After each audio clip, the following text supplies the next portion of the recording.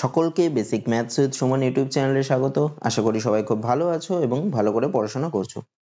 আজকে আমরা রেলওয়ে এনটিপিসির তোমাদের গতবারের সিবিটি 1 এর যে কোশ্চেনগুলো এসেছিল তার 28শে ডিসেম্বর 2020 ফার্স্ট শিফটের কোশ্চেনগুলো আমরা সলভ করব। তো সকলকে রিকোয়েস্ট করব তোমরা প্রথম থেকে শেষ অবধি ভিডিওটা দেখো, তোমরা আশা করি অঙ্কগুলো সব বুঝতে পারবে এবং ভালো করে করতে পারবে। আর আরেকটা কথা তোমাদের রিকোয়েস্ট করব, যদি তোমাদের ভিডিওটা ভালো লেগে থাকে অবশ্যই ভিডিওটাতে লাইক করবে, চ্যানেলটা সাবস্ক্রাইব করবে এবং বন্ধুদের মাঝে ভিডিওটা শেয়ার করে দেবে। তো চলো ভিডিওটা শুরু করি। দেখো কি বলছে। বলছে যদি x/2 plus 2/y is equal to 1 এবং y/2 plus 2/z is equal to 1 হয়, তাহলে z/2 plus 2/x কত হবে? দেখো এরকম থেকে আমি কোনোদিনই x/2 plus 2/y ওখান থেকে আমি সলভ করে আমি কোনোদিন এটা বের করতে পারবো না। তা আমাকে কি করতে হবে? আমাকে কিছু একটা ধরে নিতে হবে। আগে লিখি কি বলেছিল, x/2 plus 2/y is equal to 1 R y/2 plus 2/z is equal to 1। আমাকে কিছু একটা ধরে নিতে হবে। আমি ধরলাম, ধরো x কে আমি 0 1 এরকম ধরবো। তো আমি 0 এখানে ধরবো না, আমি x কে 1 ধরি। হ্যাঁ, কেন 0 ধরবো না? দেখো আমাকে 2/x এর মান বের করতে দিয়েছে, তো আমি x যদি 0 ধরে ফেলি তাহলে কিন্তু আমি অঙ্ক করতে পারবো না। তো 0 ছাড়া আমি x এর মান ধরো 1 ধরছি। তো x এর মান যদি 1 হয় তাহলে এখানে আমি কি লিখবো, 1/2 plus 2/y is equal to 1। তাহলে হাফ আর হাফের সাথে কত যোগ করলে আমার 1 হবে? হাফের সাথে নিশ্চয়ই আরো হাফ যোগ করলে 1 হবে। তার মানে এর মানটা কত হতে হবে? হাফ হতে হবে। তার মানে 2/, রয়েছে, তাহলে y এর মান কত হতে হবে? y এর মান 4 হতে হবে। তবে 2/4 মানে হাফ আসে। তাহলে x এর মান আমি যদি 1 ধরি তাহলে আমার y এর মান কত হতে হবে? 4 হতে হবে। এবার এই সমীকরণে আমি y এর জায়গায় 4 বসাই, তাহলে কত হচ্ছে? 4/2 plus 2/z is equal to 1। 4/2 মানে কত? 2 plus 2/z is equal to 1। তার মানে কি আমাকে z এর মান কত ধরতে হবে?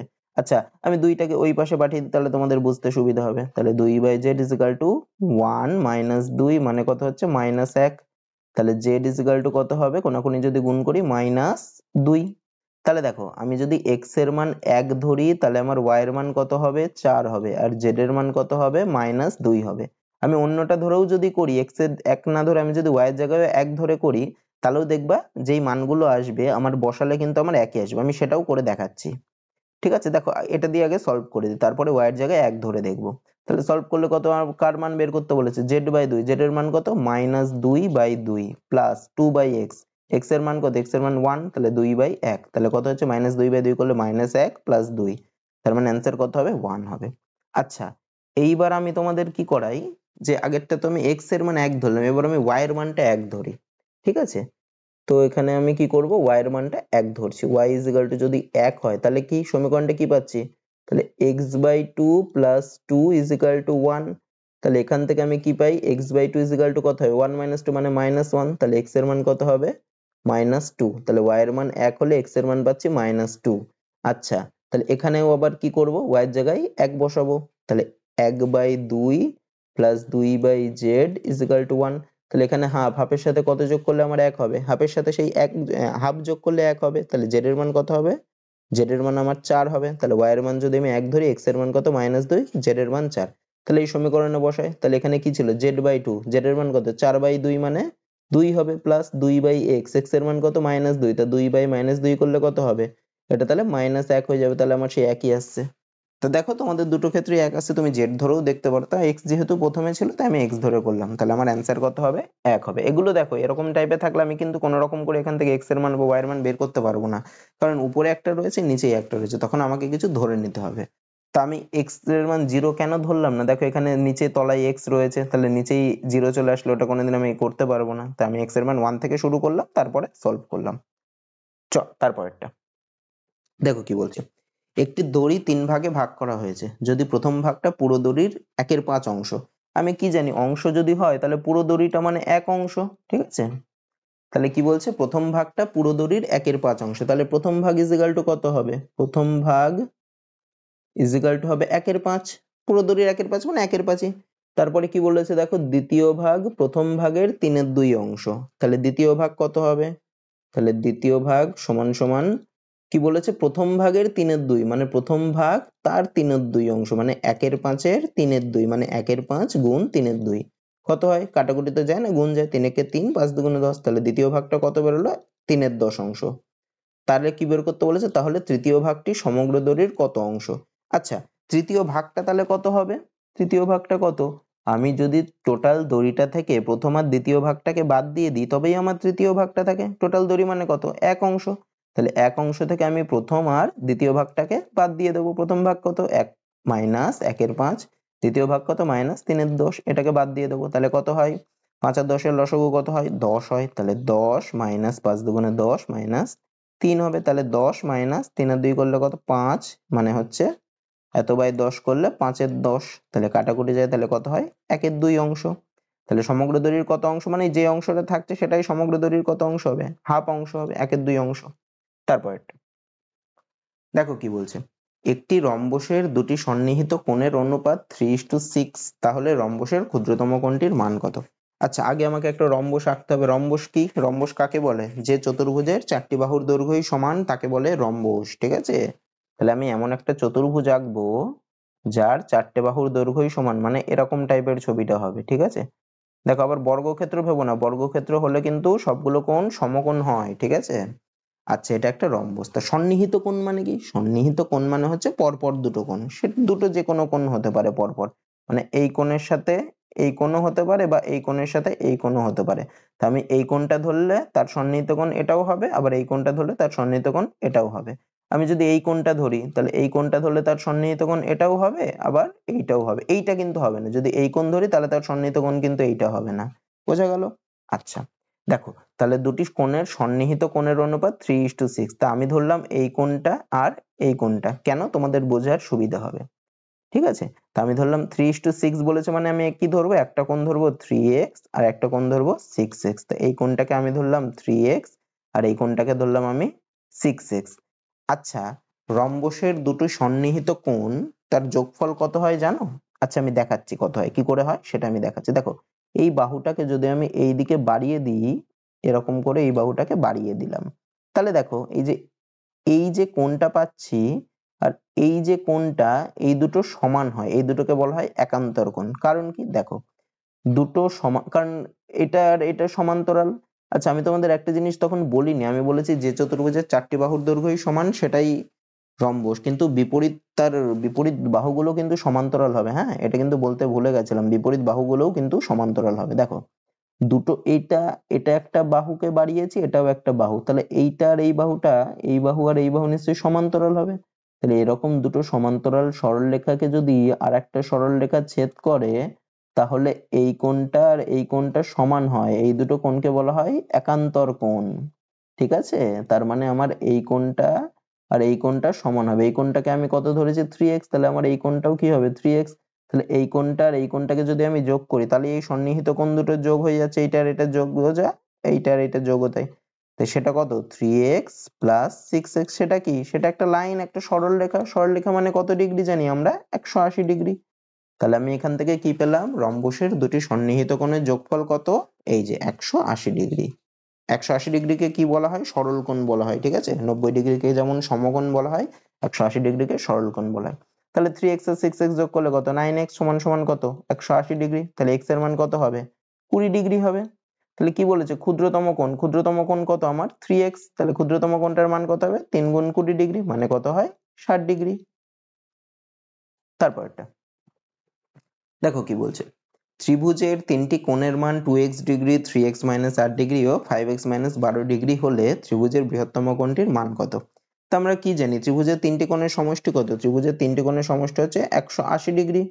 তো এখানে তিনটি কোণের মান দিয়েছে, এদের সমষ্টি করব, সেটা ইকুয়াল টু 180 ডিগ্রি করব, তাহলেই হয়ে যাবে। তাহলে তিনটি কোণ কি কি? 2x plus 3x minus 8 plus 5x minus 12 equal to কত? 180 ডিগ্রি। তাহলে 2x আর 3x মানে 5x আর 5x, তাহলে কত হচ্ছে? 10x। আর মাইনাস 8 আর মাইনাস 12 কত হয়? মাইনাস 20 সমান সমান 180 ডিগ্রি। তাহলে 10x ইকুয়াল টু কত?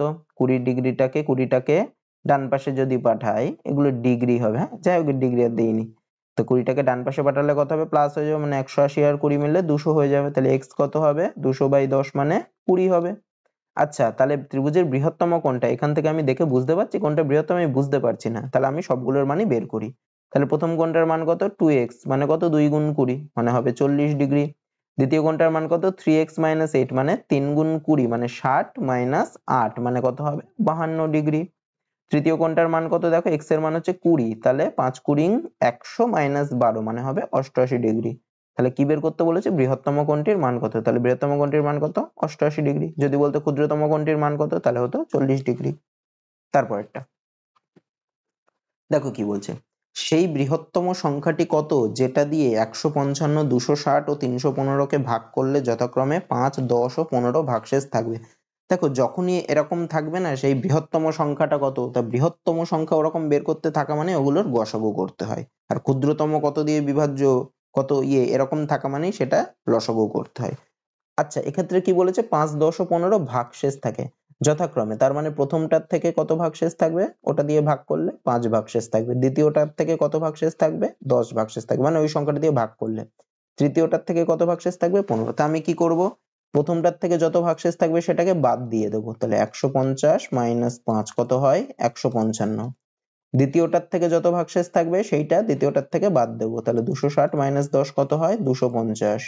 তৃতীয়টার থেকে যত ভাগশেষ থাকে সেটা বাদ দিয়ে দেবো, তাহলে 315 থেকে কত বাদ দেবো, 15 কত হয়, 300। এবার কি করব, এই যে যেগুলো পেলাম সেগুলোর আমার গসাগু করতে হবে। তাহলে আমি গসাগু করে ফেলি, কার কার গসাগু করব, 150, 250 আর 300 গসাগু মানে কি, এদের মধ্যে যেটা কমন যাচ্ছে সেটা। দেখো সবার মধ্যেই আমি 50 দিয়ে ভাগ করতে পারছি সবাইকে, তা আগে 50 দিয়ে করি, তাহলে কত হয়, 3, 5 আর 6। আর 3কে যাচ্ছে, 3 আর 6 কে যাচ্ছে কিন্তু 5 কে যাচ্ছে না, তাহলে এদের গসাগু কত হবে, যেটা পুরোটার মধ্যে কমন আছে সেইটা, মানে আমি একবারে লিখতে পারি 50 গসাগু। অথবা তোমরা এখানে এই মৌলিক সংখ্যা দিয়ে 5 দিয়ে এরকম করে দিয়েও দেখতে পারো।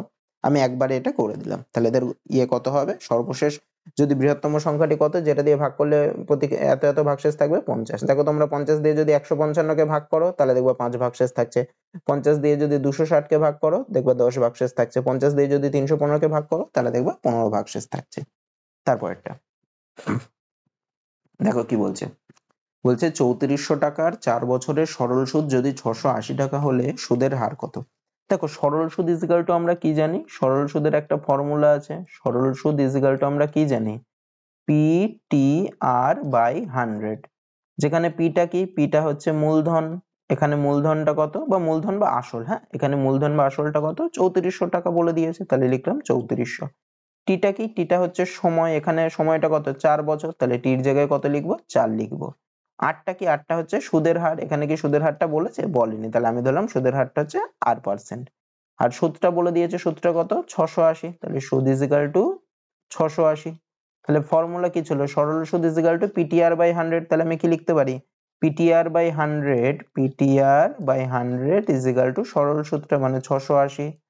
তাহলে এবার যাদের মান জানি সেগুলো বসাই, পি এর মান কত পেয়েছি, 3400, তাহলে 3400 ইন্টু টি এর মান কত, 4 ইন্টু আর এর মান আরই বের করতে হবে বাই 100 সমান সমান কত হলো, 680। এখানে দুটো শূন্য কেটে গেল, তাহলে আর সমান সমান কত হবে, 680। আচ্ছা 34 আর 4টা বাঁ পাশের উপরে ছিল, ডান পাশের নিচে নেমে যায়, গুণ 34 গুণ 4, 34 দুগুণে 68 আমরা জানি, তাহলে 2 আর 0 আর 4 দিয়ে কাটলে 4 5 20, তাহলে আর এর মান কত বেরোলো, 5%। তারপরেরটা দেখো কি বলছে, একটি চোঙের উচ্চতা হচ্ছে 14 সেমি। আচ্ছা উচ্চতাকে কি দিয়ে লেখে, এইচ দিয়ে লেখে, হাইট, তাহলে উচ্চতা বলেছে 14 সেমি এবং বক্রতলের ক্ষেত্রফল 528 বর্গ সেমি, তাহলে চোঙটির আয়তন কত। দেখো আমাদের কিন্তু ফর্মুলা জানতে হবে, তা না হলে কিন্তু এই অঙ্কটা করতে পারবো না। দেখো চোঙের বক্রতলের ক্ষেত্রফল বা পার্শ্বতলের ক্ষেত্রফল, বক্রতলটাই পার্শ্বতল মানে সাইডের তলটা, তার ফর্মুলা কি, সমান সমান ভূমির পরিধি ইন্টু উচ্চতা। এটা না জানলে কিন্তু লিখে রাখো তোমরা, হ্যাঁ। তাহলে ভূমির পরিধি কি, ভূমিটা হচ্ছে চোঙটা কিরকম দেখতে হয়, চোঙটা হয় এরকম দেখতে,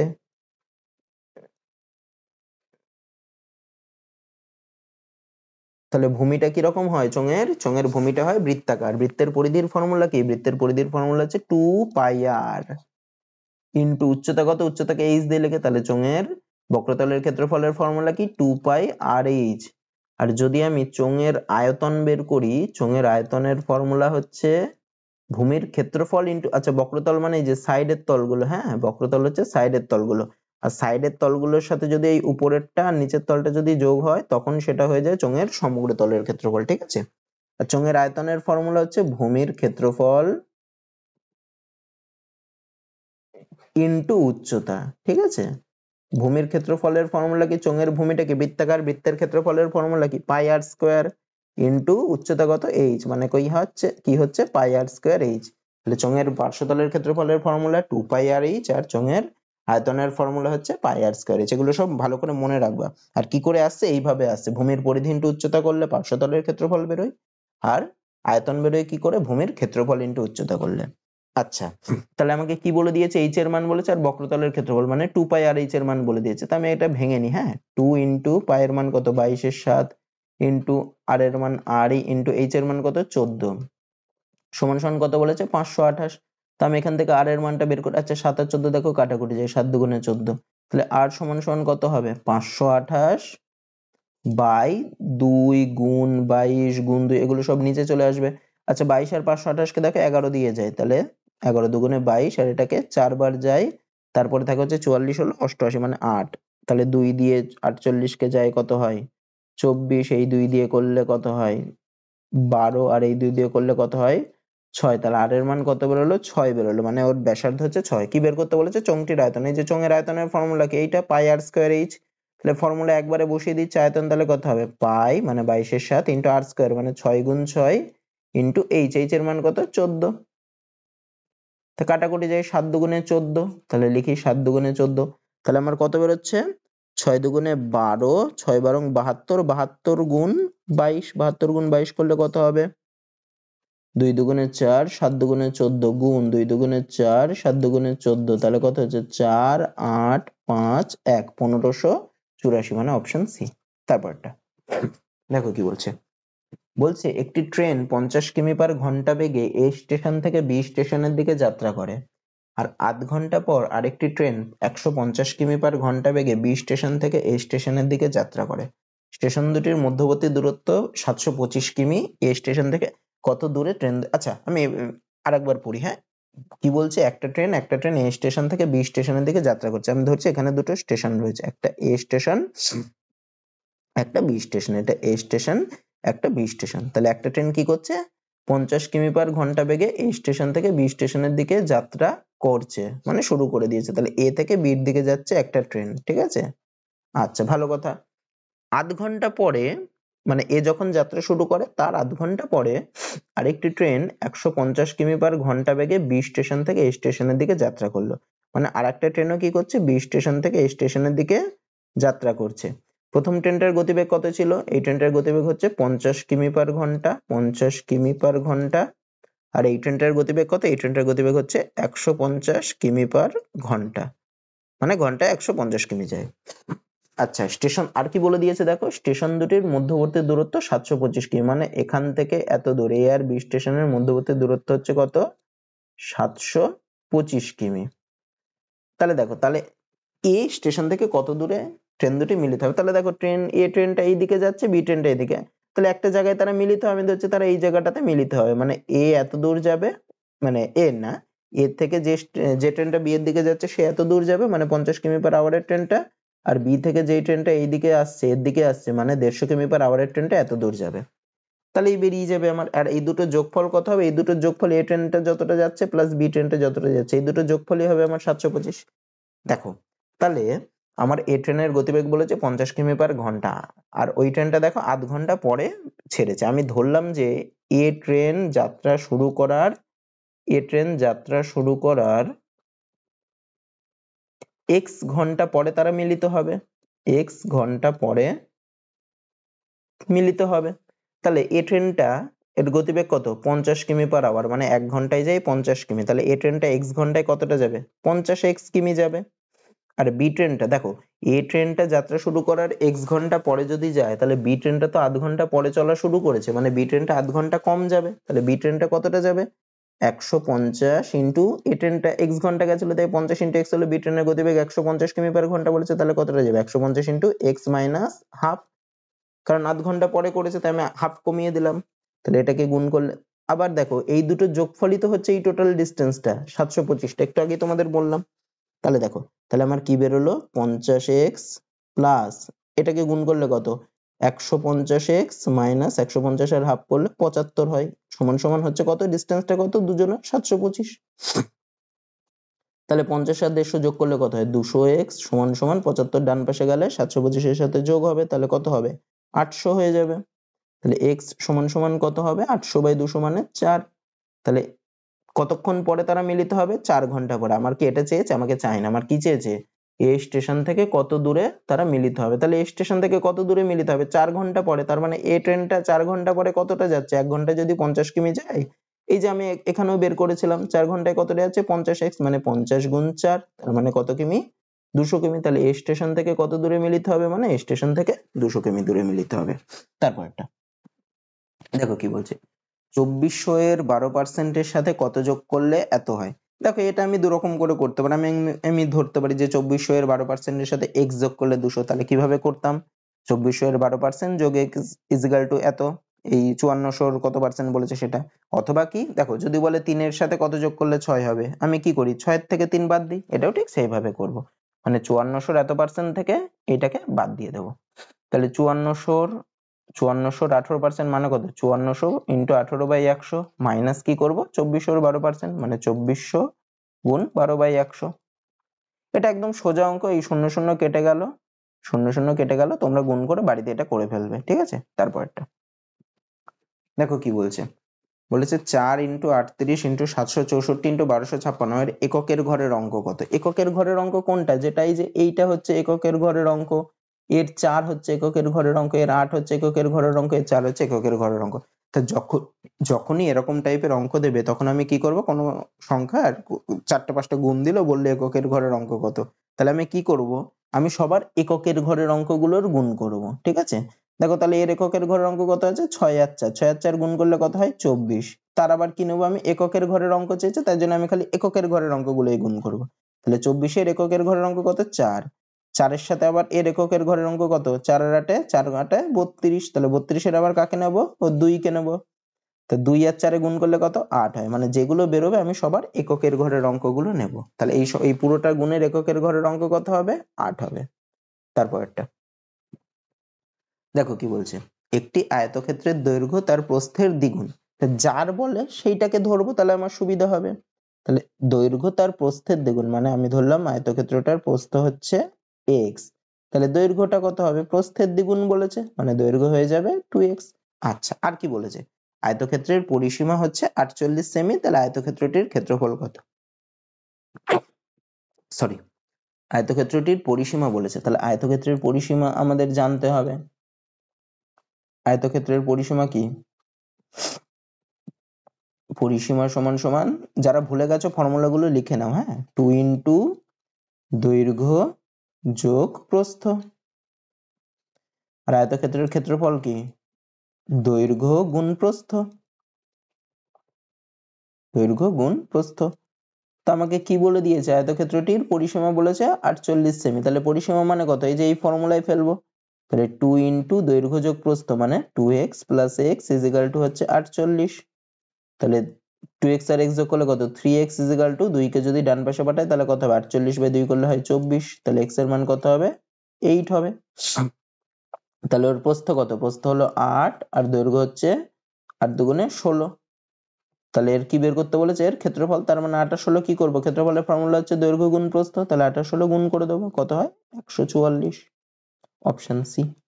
তারপর একটা দেখো কি বলছে, যদি sin a is equal to 3/4 ও cos a is equal to 5/4 হয়, এখানে একটা কমা হবে, তাহলে 1 plus tan a by 1 minus cot a এর মান কত। এটা দেখো অপশন নেই, আমি যেখান থেকে করেছি সেখানে কিন্তু অপশনটা এটা খুঁজে পাইনি, যাই হোক আমি করে দিচ্ছি। দেখো এখানে sin a আর cos এর মান বলে দিয়েছে আর আমাকে বার করতে হবে 1 প্লাস tan a আর cot a। তা আমরা কি জানি tan a সমান সমান আমরা কি জানি, tan a সমান সমান আমরা জানি না sin a by cos a, তাই না? tan এ সমান সমান কি sin a by cos a, তাহলে tan এ sin এর জায়গায় আমি কত বসাবো 3/4 বসাবো, বাই cos এর জায়গায় কত বসাবো 5/4, এর নিচের থেকে 4 কেটে যায়, বা আমি উল্টে দেখিয়ে দিলাম 3/4 গুণ এটা ভাগ হলে কি হয়ে যায় গুণ হয়ে উল্টে যায় 4/5 হয়ে যায়, তাহলে 4 কেটে যাবে, তাহলে কত হয় 3/5। দেখো আমার tan এর মানটা বেরোলো, আর কার মান বের করতে হবে cot এ, আবার কি জানি cot এ সমান সমান কি লিখতে পারি আমি, cot এ সমান সমানই হচ্ছে 1/tan a, বা tan এ সমান সমান 1/cot a, এরা পরস্পরের উল্টো। তাহলে আমি কি পেলাম tan এ সমান 3/5 পেলাম, তাহলে cot এ সমান কত হবে 1/tan a, মানে উল্টে যাবে আর কি 5/3 হয়ে যাবে। এবার কার মান বের করতে বলেছে এইটা, তাহলে 1 প্লাস tan এর মান কি হবে 1 প্লাস tan এর মান হচ্ছে 3/5 ডিভাইডেড বাই 1 মাইনাস cot এর মান কত হবে 1 মাইনাস cot এর মান হচ্ছে 5/3, তাহলে উপরে যোগ করলে কত হয় 5 আর 3 এ 8/5 হবে, বাই 3 মাইনাস 5 মানে মাইনাস 2/3, তাহলে এটা উল্টে দিলে কত হবে 8/5 ইন্টু মাইনাস 3/2 হবে উল্টে গেলে, তাহলে দেখো 2 আর 8 কাটাকুটি যাচ্ছে মানে 4, তাহলে কত হচ্ছে মাইনাস 3 4 12/5। ঠিক আছে, এটাই হবে উত্তর। তারপরটা দেখো কি বলছে, একটি ক্লাবের মহিলা ও পুরুষ সদস্যের অনুপাত 3:2, তো যখনই বলবে মহিলা ও পুরুষ সদস্যের অনুপাত 3:2, আমি ধরবো হচ্ছে মহিলা আছে, তাহলে দেখো সোজা হয়ে যাবে, এটা ধরে নেবে, তোমাদের বুঝতে খুব সুবিধা হবে। 3x কারণ এভাবে তোমরা আগে করেছো, ওই জন্য বেশি শর্টকাট করলাম না, আমি এভাবেই করছি। মহিলা আছে 3x আর পুরুষ আছে তাহলে 2x। এবার কি বলছে দেখো, যদি একটু একটু পড়ে একটু একটু করে করবে, হ্যাঁ, যদি 300 জন মহিলা ক্লাবে যুক্ত হয় তাহলে অনুপাত হয় 5:2। তা 300 জন মহিলা, আগে মহিলা কত ছিল 3x, 300 জন মহিলা যুক্ত হয়েছে, তাহলে এখন মহিলা কত হবে 3x এর সাথে 300 যোগ করে দিতে হবে, তাহলে এখন মহিলা হচ্ছে এত। আর কি পুরুষ, কি পুরুষ তো চেঞ্জ হয়নি, পুরুষ যা ছিল তাই, তাহলে তাদের অনুপাতটা হয় 5:2, মানে মহিলা 3x by 2x is equal two হচ্ছে 5/2, একবারে বাই করে দিলাম। এবার কি করব, আমরা x এর মান বার করতে হবে, কোনাকুনি গুণ করবে। দেখো আমি যদি এইটা গুণ করি তাহলে হয় 6x, আর এদিকে দিকে গুণ করলে হয় 10x, তা আমি সবসময় বাদিকে x এরটা বেশিটা আনবো, ঠিক আছে, তবে আমার প্লাসে বেরোবে উত্তর।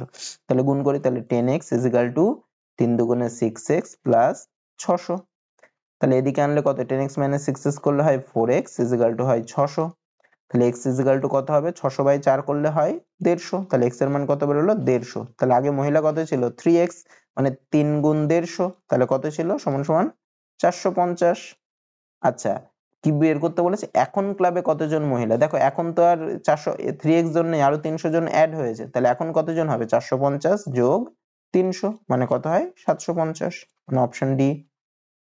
তারপরটা, একটি পরীক্ষায় পাশ করতে হলে 50% নম্বর পেতে হয়। আচ্ছা, ওই পরীক্ষার দুটি পেপারের মধ্যে, মানে দুটো আর কি সাবজেক্ট আছে, একজন ছাত্র প্রথম পেপারে 200-র মধ্যে 40% নম্বর পেয়েছে, তাকে পরীক্ষায় পাশ করার জন্য দ্বিতীয় পেপারে 150-র মধ্যে কমপক্ষে কত শতাংশ নম্বর পেতে হবে।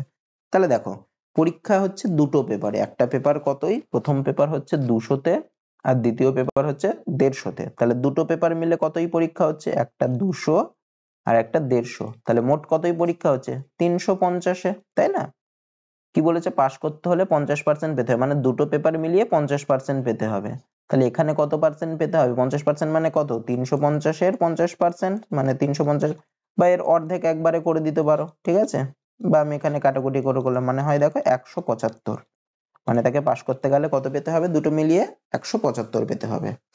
এবার দেখো, এবার সে কি করেছে, একজন ছাত্র প্রথম পেপারে 200-র মধ্যে 40% নম্বর পেয়েছে, তাহলে কত পেয়েছে প্রথম পেপারে 200-র 40%, মানে 200 গুণ, তাহলে কত হয় 80 হয়, তাহলে প্রথম পেপারে কত পেয়েছে 80, তাহলে পাশ করতে গেলে তাকে দ্বিতীয় পেপারে কত পেতে হবে, টোটাল পেতে হবে 175, তার মধ্যে একটা পেপারে 80 পেয়েছে, তাহলে অপর পেপারে কত পেতে হবে 175 মাইনাস 80, তাহলে কত হয় 5 আর 9, তাহলে দ্বিতীয় পেপারে তাকে কত পেতে হবে 95 পেতে হবে। দ্বিতীয় পেপারটা হচ্ছে কতই 150-তে, তাহলে কতর মধ্যে কত পেতে হবে, তাহলে 150-র মধ্যে 95, তাহলে কত পার্সেন্ট পেতে হবে, তাহলে যত পেতে হবে মানে 95 ডিভাইডেড বাই যতর মধ্যে মানে 150-র মধ্যে ইন্টু 100, এত পার্সেন্ট।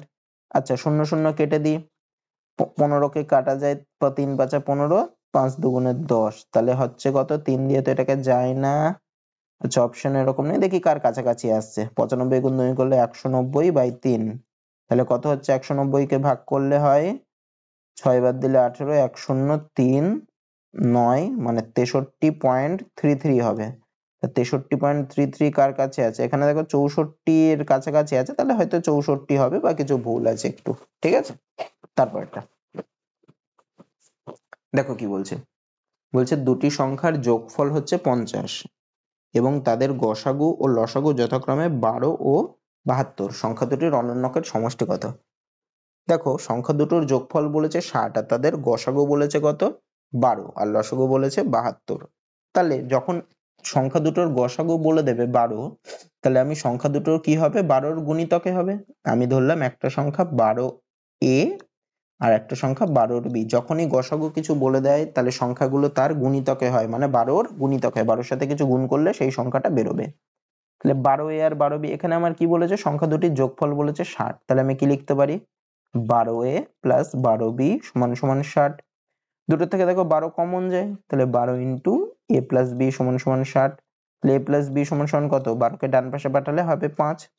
তাহলে দেখো যেই সংখ্যা দুটো আছে, ঠিক আছে, এই a আর b যোগ করলে আমার কত আসছে? 5। তা a আর b এর মান আমার কত কত হতে পারে? আমি যদি a এর জায়গায় 1 বসাই তাহলে b এর মান কত হবে? 4 হবে।